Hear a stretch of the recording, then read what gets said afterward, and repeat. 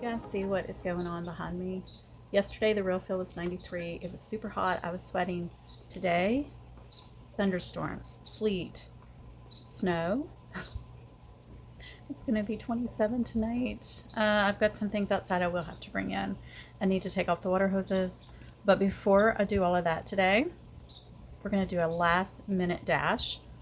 The snow has inspired me to do a little bit more winter sowing that's technically almost spring sowing because it is getting late. It's March the 12th. And there's a few things I want to grow though. A few marigolds, a few summer flowers. So let's go see what we can do now, today, and get outside in this slushy mess. So even though we're having snow today and sleet, it's only for a few days. We are going to have some cold, I think Monday, Tuesday, Wednesday next week. Hopefully after that, we can get back to pretending like it's spring at least for another round. Hopefully this is it though. We've had more snow this winter. I've lived in Virginia for almost 20 years. This is the most I've ever had, the most extreme cold winter with snowy weather. And I don't know if you heard that in the background, but Tonto just burped. So on this side of my flower seed collection, I've got things that are cool weather flowers and or need code certification. It's a little bit late to be putting milk jugs out for code certification here. So what we're going to focus on, now we could do the method I did with my poppies and freeze the thing, the seeds, the whole seed pocket plug for like 10 to 14 days. But I don't think I'm ready. I want to do that. I'm done. I've got my poppies germinated. I've got some bachelor buttons. I'm focused on warm weather seeds at this point. So I'm going to go through here. I'm going to pick a few things and we will get started. Definitely, I've got so many different zinnias I want to try. And cosmos, those are traditional summer flowers. Straw flower, definitely. Gomphrena, definitely. I need to start this Rudbeckia too. I wanted to see that as well. So I'm going to go through, we're going to pick out just a few because guess what? The garden centers are already full of flowers. I drove past Lowe's the other day. There were so many flowers out there, even marigolds and summer flowers. I was so tempted. So glad I didn't buy anything though. Well, we're just going to start a few. And then maybe we'll go to the garden center in about a week or two. Two summer must-haves for me. Tithonia, or Mexican sunflower. The most gorgeous flower ever. The stems and the foliage feel like velvet. Beautiful plant, and the deers will leave it alone. And also spider flower. I love spider flower. I'm only going to plant this mix this year to use up the seeds, but I do want to try the violet at some point. And this is a deer deterrent flower for me. Absolutely love this plant. It's huge. Let's get started sowing the seeds. I have 1 cup and a little bit of soil here. I'm going to moisten it a lot because it's very dry at this point. And then we are going to start some spider flowers because this is essential for deer control in my suburban front and side yard. I have deer that come through my yard every single day, every night, and they try to eat everything. This helps keep them away from certain plants. So I'm going to start some in a milk jug outside, but I'm also going to go ahead and start some in here because I really need to make sure I have these. I just redid my side yard, cut everything down, major pruning, and it's pretty naked there right now, and the deer have been eating my lilies. Now this is going to take a while, at least probably 60 plus days before flowering, but if we start now, we'll be ahead of the game, hopefully. So I've got this cup over here, soaking up the water. We're going to mist the top a lot, and then we're just going to sprinkle maybe 8 to 10 of these seeds.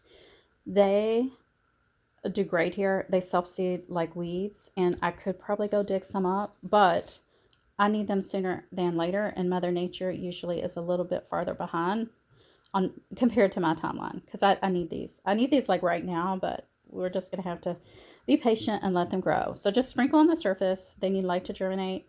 And you'll be surprised, these plants get humongous. Like we're talking 4 by 5, 4 feet by 5 feet. Huge. They're spiky, they smell horrific, and it really does help keep the deer away. For the Tithonia, I actually put a few seeds in a cup in my grow station this morning when I had all my trays out and I was doing an assessment. And I also put a few seeds in the ground, I think 2 days ago. Yeah, it'll be 2 days this afternoon. Hopefully they don't germinate until the weather changes again, but we've got this taken care of. I think I should have plenty between the two setups.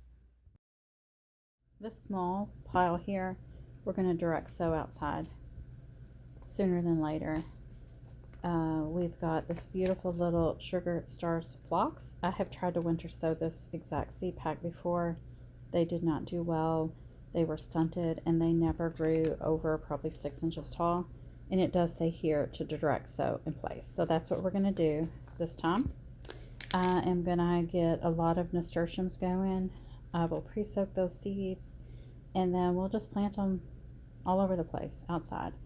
Probably will wait 2 weeks before I try to put these in the ground directly outside.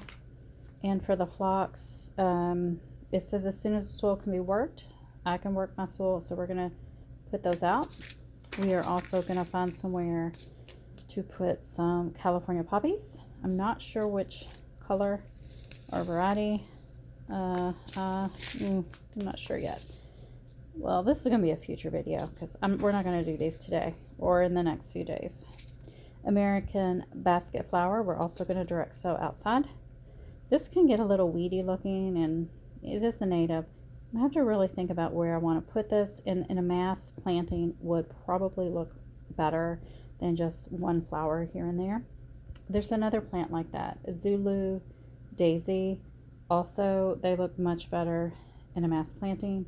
I love the flowers. I hate the plant, like the foliage. This is kind of weedy like that too. And then I did sow some sweet peas. They were older seeds, about, I don't know, a month, 6 weeks ago. No germination. I'll double check. If there's still no germination, I'm going to put some of these seeds in the same spot.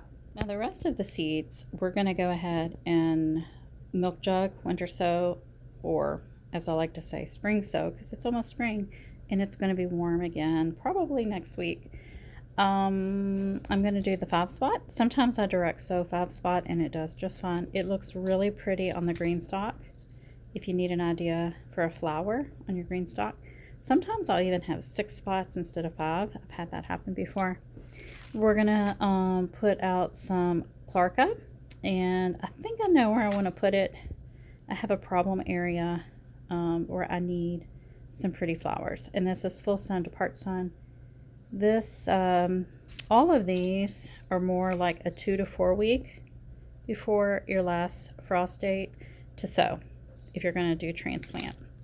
Now honeywort, love, love, love honeywort, and I do want to get some of this going in the ground. I may try to direct seed some, but this actually is a summer flower, but it loves cooler temperatures.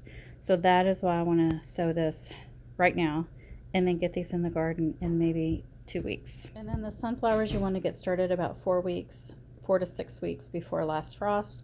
And so I went ahead and picked out a few older seeds that I want to use up. I'm going to do this Heirloom Beauties blend, and I know exactly where I want to put it, the 5 to 8 feet tall. I have grown vanilla ice before. The bees absolutely adore this, 100%. They just love it, love it, love it. And it's beautiful, multi-branching, takes up a lot of space though. And I would like to plant several in a grouping together. I'm kind of thinking about where I might be able to do that. But I also want to use up some of these Pro Cut seed packs that are older. I've got a purple and a red. And there's a lot of seeds in here, so goodness. Probably won't sow that many, maybe 10 of each, maybe. And then I want to do at least 1 or 2 of these seeds because my daughter wants a mammoth sunflower. I don't have the mammoth, I don't think, seeds, so I'm going to do the tall. They still get really big. I think this one, how tall does it get? Does it say? I'm pretty sure this is pretty tall. We'll just go with 8 to 12 feet tall. And the rest of these seeds are usually sown indoors for transplant about 6 to 8 weeks before your last frost date. So we've got calendula, which is a cold weather flower. We could possibly go ahead and direct sow some of these and or put them out, you know, much earlier than our last frost date, maybe a couple weeks before that. I want to get some straw flower going. I'm only going to sow the dwarf because it doesn't get that tall this year. I have a lot of different colors in here, but I just want to go with the dwarf variety this year. And I do want to get some marigolds going. I have a few seeds already started outside and hopefully they're okay in this cold weather. Lorenzo safflower, I have tried this 2 years direct sown. 1 year as a transplant, and every single year it does not do well for me. Silver cup does do well direct sown and or transplanted. Love this plant so much. It's a beautiful flower, so easy. It will bloom in like 60 days. And I thought about starting some new dwarf coxcomb because I have a feeling all of my self-seeded seeds are going to get covered up with cardboard and mulch when I do a weeding project here soon. And then I definitely need to get some black-eyed Susan vines going. I love this plant. I love all the different colors. Particularly love the white with the dark center. That's one of my favorites. So we're going to get some of those started. I love to grow amaranth every single year. Comfrey nut. So we definitely need to start this as well. And get some cosmos going. And tassel flower. How pretty. I think I know where I may put this. And then I've been wanting to try this Rudbeckia, this chimney. How fun is that? It's an annual, but it self-seeds. Cranberry hibiscus. Love this plant. I'm going to switch this hollyhock. I was going to do the black hollyhock, but I think I'm going to switch it for the champagne, the double champagne. It doesn't get as tall, and it should bloom this year. This would probably be a second year bloom, a biannual, so I'm not going to do the black hollyhock. We absolutely need to start some zinnias. Of course, every year, you know, you've got the ones that self-seed, and they're beautiful, but I have so many different zinnia varieties. I'd like to go through and pick out some that I just think sound interesting, like the key lime pie. I think that sounds so interesting. And I ordered several different varieties, mixed varieties this year that I may want to start as well. We've got this convolucus. I probably just butchered the name, right? Beautiful, beautiful, beautiful. It's kind of like a ground marigold. So I've only ever grown it in containers because marigolds scare me to death. I have made the mistake of planting one marigold seed one time and have regretted it for 6 years. So I do plant these because they're beautiful, and it gives the look of a marigold without the vining pressure, because these don't vine out too far. I may try some in the ground at some point if I can get up the nerve to do that. But how beautiful, right? Last but not least, we've got Sal Biglossus, and you could call it painted tongue. I thought they are just, this one is absolutely stunning and gorgeous. But there are other varieties that you can buy, like a mix. So pretty, right? So we'll get some of these started too. Full sun to part sun. I got to think about where I will put them. But we got a lot to work with and a lot of work ahead tonight. It is the next morning, and I've been going through my seeds, making some notes. What I'm going to do, it seems like I chose a lot of plants that need to not have their roots disturbed. They have a taproot and or some type of fibrous root system that, you know, transplanting them can cause a lot of shock. So I've got my root stuff over here. Don't want to disturb the roots. We're going to put those into some kind of pellet or compostable container. And I do have some out in the garage. Now I am going to go ahead, I had space in my grow station here indoors for 3 more plant varieties. So I've decided I will do these 3 indoors. The Clarka, the dwarf strawflower, and then my amaranth. But don't worry, that leaves a ton of seeds still available that we are going to winter sow and or spring sow outdoors in some type of recyclable container. So I'm going to get busy with these guys for the indoor sowing, and then we'll come back with all the supplies needed to get these guys started outdoors in some fashion or other in some kind of greenhouse effect container. I have a lot of ideas, so I will show you those here really soon. We're going to start with Rudbeckia. This is a tender, perennial, and or annual, depending on where you live. For me, it's going to act as an annual. You probably need to be a zone 9 if you want this to act as a perennial. So I'm going to go ahead. I have some supplies I've been saving here for quite a while. This was a mango container. It's already got holes in the top and holes on the bottom. How perfect. I knew this was going to be an awesome container. And then I've been saving some of my yogurt tubs. I like these because when you peel the label off, it's just a nice little white container, and we can reuse those for a potting later as well. But I am going to go ahead and stack them upside down and drill a hole. Got the drill right here, and I'm just going to drill a hole straight down the center. And there we go. So the most important thing with any type of greenhouse effect with containers is you want drainage holes in your container, drainage holes in the bottom of your greenhouse effect, and then a hole or holes on top for moisture to go into the container and air exchange to happen. Now, if you happen to crack one of your little cups like I did, you can cut this into labels. These make the best plant labels. I could probably cut this and make at least 20-30 labels. It's going up to 58 today for the high, so this should all melt. And here we go. It looks great. Now, it didn't fit exactly the way I had envisioned, but I did use a rubber band, and this is secure enough to get these guys growing. We got a greenhouse effect I labeled, so now I just need to find somewhere out here to put this container. For these next set of seeds, we are going to use some type of pellet. I just bought these at Aldi's. I think they're, 96. It was like $4.99. I had really good luck using pellets with my poppies and bachelor buttons. I wasn't sure I was going to like them, but I think I do. I think I do like them. And then I've got some of these also biodegradable pots that I think I got at the Dollar Tree a couple years ago. There are 10 of those, so maybe we'll do 10 of something, one of these seeds in this container. I do have my honeywort soaking because it's a really hard, tough seed. All right, we need to get started. It is a couple days later, and we are now under a tornado watch. Yes, so I want to knock all of this out and get my containers moved before the winds pick up. I've got my honeywort soaking. I've got some miscellaneous seeds that I found in my kitchen window. I'm going to just use one container for each. I'm not sure what the flower is on the right, but I know those are pepper seeds I dropped on the floor. So I'm going to use those two containers in the back, the two black containers there. And then all the others will have honeywort. And now we're going to move on to my green stock tray, and I'm going to plant these seeds into the pockets. And I've got some water down at the bottom of the tray. It's actually rainwater. And don't forget, you have to cover your painted tongue so that it germinates in darkness. And that's what I'm doing right there. Those should do fine. I may cover with something to protect the soil from the squirrels, like a mesh type container. And now we're moving on to winter sowing, or spring sowing actually, in a milk jug.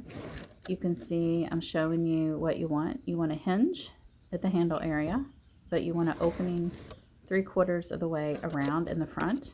You want holes on the bottom so that drainage flows out. You also want the cap off the top so that water, rain, snow can go in there and air can exchange. Here is an example of one that I planted probably 2 months ago, maybe. That's chamomile. And what I'll do is plant it out in chunks because you can see it's densely sown, densely germinated. I could not separate every single one of these little seedlings. So when I'm ready to plant, I'm just gonna take my chamomile. I'm gonna just tear off little chunks. And here's an example of what I did yesterday with my mustard. I just tore off little chunks, planted them in the ground. Some of those seedlings will die off, but some will take. And that's how you do it when you sow your winter containers or spring containers too densely. It would be nearly impossible to separate them all. I also did plant my peas yesterday too. They're covered to protect from animals. And now we're moving on to another milk jug. This is some tall, very tall marigolds. And it says to plant it. I'm going to plant to the depth that it says on the seed packet, which I thought it said 1/4 inch, but I could be wrong. It might say 1/8. I don't have my glasses on. Yeah, so those little plugs, soil plugs from Aldi's, that's not what I thought it was. They basically just puff up into coconut coir. All right, so I'm going to go ahead and do my Black-Eyed Susan vine. I'm doing a little bit of modified method. I did soak the seeds for at least a day. It's a container with 4 cells that I just put into the milk jug so that the roots won't be as disturbed when I go to take them out. I'm using a lettuce container to sow a few more seeds here. We've got our safflower and some zinnias. And I just put a tray full of soil into the salad container. The salad container has holes in it. This is actually the container my mustard we're growing in. Holes on the bottom. Another container, same concept. I'm doing calendula. I'm doing one variety on the right and one variety on the left. You do want to cover just slightly your calendula. And then I wanted to grow some of this eggplant on a stick, and I'm just going to open this dried up pod that has a whole bunch of seeds in it. This is from like 3 or 4 years ago, and we're just going to let them germinate in the milk jug. And it should be the right temperature soon inside of this little mini greenhouse. The milk jug creates like a mini greenhouse effect. And I've got some dwarf straw flower, and then some taller straw flower, and then another jug I'm going to divide with a little thingamabob for some zinnias. And that was my quick overview of getting a lot of flower seeds started using recyclables, some soil, some seeds. And soon we'll get to plant those out.